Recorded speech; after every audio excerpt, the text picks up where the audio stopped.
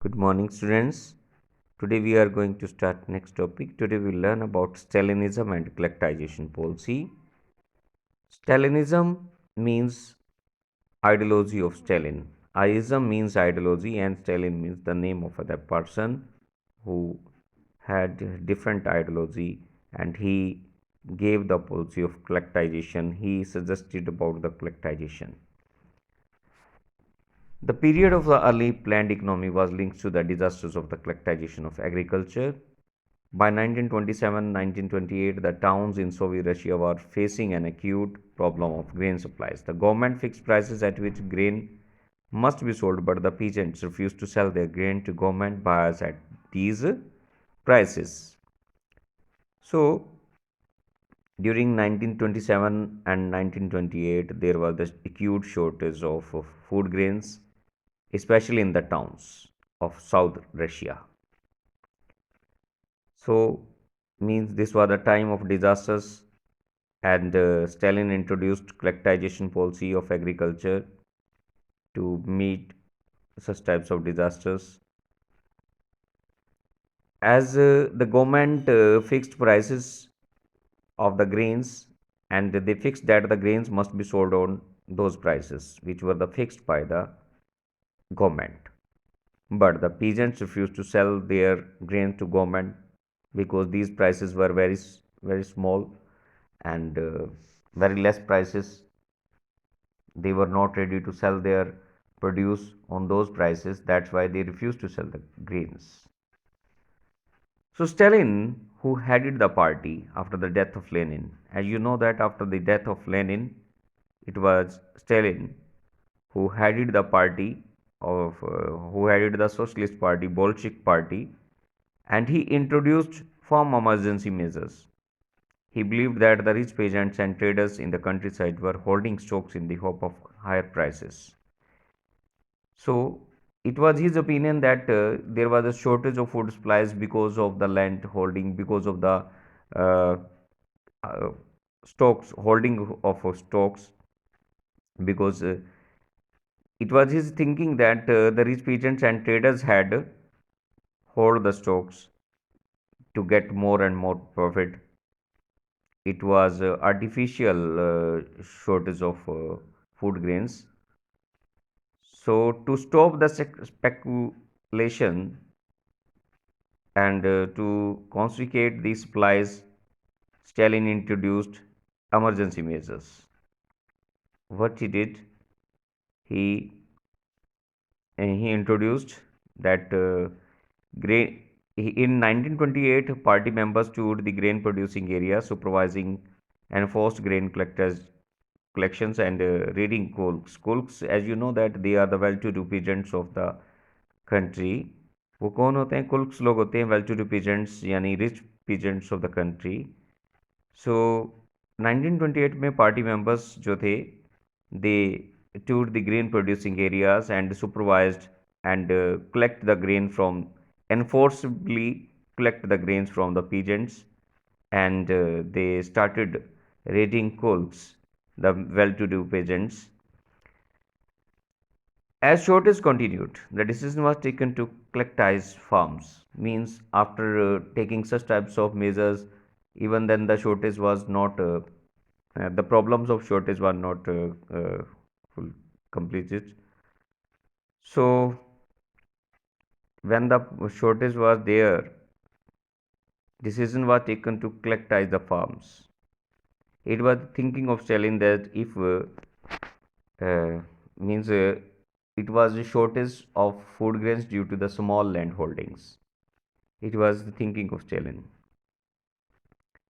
After 1917, land had been given over to peasants. These small-sized peasants farm could not be modernized to develop modern farms and run them along industry lines with machinery. It was necessary to eliminate colks, take away land from peasants and establish state-controlled large farms.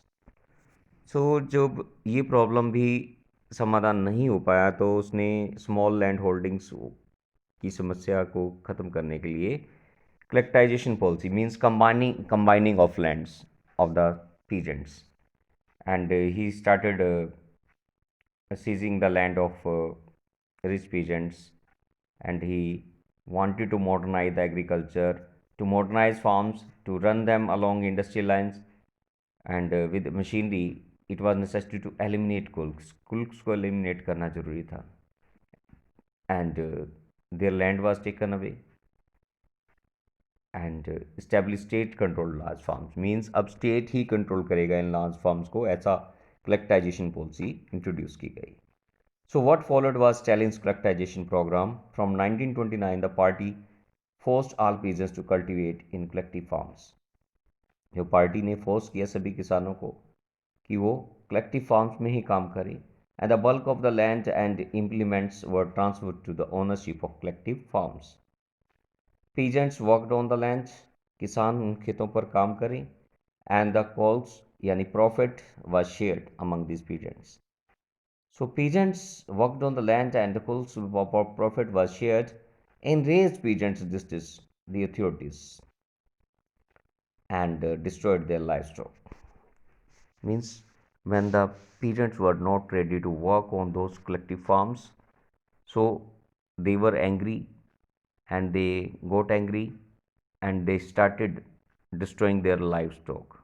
Means उन्होंने अपने ही kettles को ख़त्म करना, नष्ट करना शुरू कर दिया, because no, they were not getting very much profit of these sharing land policy.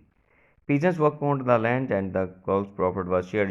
Enraged peasants resisted the authorities. They resisted the authorities and destroyed their livestock. Between 1929 and 1931, the number of cattle fell by 1/3. यानी कि 1929 से 1931 में जो पशुओं की जो संख्या गिरकर 1/3 रह गई. Those who resisted collectivization were severely punished. तो गवर्नमेंट की जब विरोध होने लगा तो गवर्नमेंट ने इनको कंट्रोल करने के लिए क्या किया, जो भी इनके इन फैसलों का विरोध करता था तो उन्हें वो कड़ी सजा देते थे, पनिश करते थे. सो मैनी वर डिपोर्टेड, कुछ भाग कर चले गए, कुछ एंड सम वर एग्जाइल्ड, कुछ को वहाँ से निकाल दिया गया. As the resisted collectivization peasants argued that they were not rich. उन्होंने बहस की एंड कि वो अमीर नहीं थे, and they were not against socialism, and they were not against the socialism. They merely did not want to work in collective farms for a variety of reasons. They told Stalin that, told the government that there were different types of reasons for not working on that small lands or on those areas. Stalin's government allowed some independent cultivation. तो after that स्टैलिन्स की जो government थी उसने कुछ independent cultivation की मंजूरी दे दी, कह दिया चलो ठीक है, अलाउ कर दिया. बट ट्रीटेड सच कल्टिवेटर्स इन सिंपैथेटिकली, उनके साथ बड़ा बुरा व्यवहार किया गया, उनके साथ कोई सहानुभूति नहीं दिखाई गई. In spite of collectivization, production did not increase immediately. In fact, the bad harvest of 1930-1933 led to one of the most devastating famines in Soviet history, when over 4 million died. Means after collectivization policy, production was not increased at a large extent. So the problem of the problem of shortage was not overcome. So the bad harvest 1930 से 1933 में जो bad harvest हुई, so it was the most devastating famines, यानी shortage of food होना, famines आ जाना, अकाल हो जाना, बैड हार्वेस्ट होना. सोवियत के इतिहास में सबसे बड़ी ये अकाल पड़ा था, फेमाइंस था, जिसमें 4 मिलियन से भी ज़्यादा जो लोग थे मर गए थे. नेक्स्ट है the global influence of the Russian revolutions and the USSR. Existing socialist parties in Europe did not wholly approve of the way the Bolsheviks took over power and kept it. However, the possibility of a workers' state fired people's imagination across the world. In many countries, communist parties were formed. Like the Communist Party of Great Britain, the Bolsheviks encouraged colonial peoples to follow their experiment. Many non-Russians from outside the USS participated in the Conference of the Peoples of the East 1920, and the Bolshevik founded Comintern, an international union of pro-Bolshevik socialist parties. Some received education in the USSR, Communist University of the Workers of the East. By the time of the outbreak of the Second World War, the USSR had given socialism a global face and world status. So existing socialist party, जो existing socialist party थी Europe के अंदर, ये इसने जो थी did not wholly approve of the way the Bolshevik took over power. मतलब इसने इस तरह की अनुमति नहीं दी थी, इसने अप्रूव नहीं किया था बोल्शिक ने जिस तरह से सत्ता हथियाई थी और इसे बनाए रखा था। हालांकि जो पॉसिबिलिटी थी वर्कर्स स्टेट की, इन्होंने लोगों की कल्पनाओं के ऊपर गिरा। मतलब मीन्स पीपल जो थे वो क्या हुए, इस जो इससे ग्लोबल इन्फ्लुएंस हुआ रशियन रेवोल्यूशन का। Means they were inspired by this views. In many countries communist parties were formed. मतलब इससे इन्फ्लुएंस होकर क्या हुआ, बहुत सारी कंट्रीज में कम्युनिस्ट पार्टीज बनी। जिस तरह से communist party of great Britain बनी। बोल्शिक्स जो थे, उन्होंने कॉलोनियल पीपल्स को भी अनकरेज किया कि वो उनके एक्सपेरिमेंट को अपनाएं, फॉलो करें। बहुत सारे जो नॉन रशियन थे आउटसाइड यूएसएसआर के बाहर से, उन्होंने भी इस conference of the peoples of the East में हिस्सा लिया। और बोल्शिक्स ने एक कॉमिटेंट बनाया, एक international union of pro Bolshevik socialist parties का निर्माण किया। कुछ लोगों ने इसी यूएसएसआर कम्युनिस्ट यूनिवर्सिटी जो थी वर्कर्स ईस्ट में, उनमें शिक्षा प्राप्त की। Education, they got education, and by that this time of outbreak of the Second World War the USSR had given socialism a global face. Means it was USSR, it had given socialism a global face. Means people started thinking about the socialism, and they followed the policy of socialism, and it had a impact on the world or globe. Yet by the 1950, it was acknowledged within the country that the style of government in the USSR was not in keeping with the ideals of the Russian Revolution. Means yet by the 1950 तक जो क्या acknowledge किया गया देश के अंदर, that the style of government in the USSR, यानी कि जो गवर्नमेंट का स्टाइल था यूएसएसआर का, was not in keeping with the ideals, वो रशियन रेवोल्यूशन के विचारों पर आधारित नहीं था। Means it was not following the ideals of Russian revolution. In the world socialist movement too, it was recognized that all was not well in the Soviet Union. After some time, it was like that means socialist movement after the in the word socialist movement, it was not recognized that it was all well in the Soviet Union. A background country had become a great power. Sorry, एक backward जो country थी अब एक बहुत बड़ी शक्ति बन गई थी।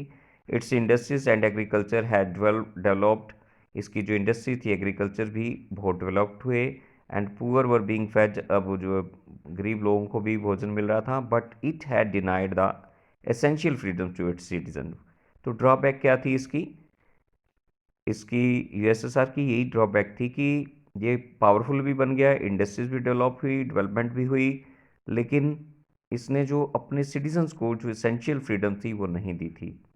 And carried out it's developmental projects through repressive policies. By the end of the 20th century, the international reputation of the USSR as a socialist country had declined, though it was recognized that socialist ideas. So end of the 20th century international reputation जो USSR की socialist country के रूप में वो कम होते ही गई और इसे एक सोशलिस्ट आइडल्स पर आधारित ही माना गया। So this was about the global influence of the Russian revolution and the USSR. In this way, we have completed this chapter. Tomorrow, I'll give you question answers to write. You have to write down on your fair notebook only question answers of NCERT. And now your syllabus has been completed. So now you make preparations for the exam. And from tomorrow onwards, I am going to give you some project works and some tests also. So be ready for the tests and keep doing practice of the map work as well as learning work. Thanks and have a nice day.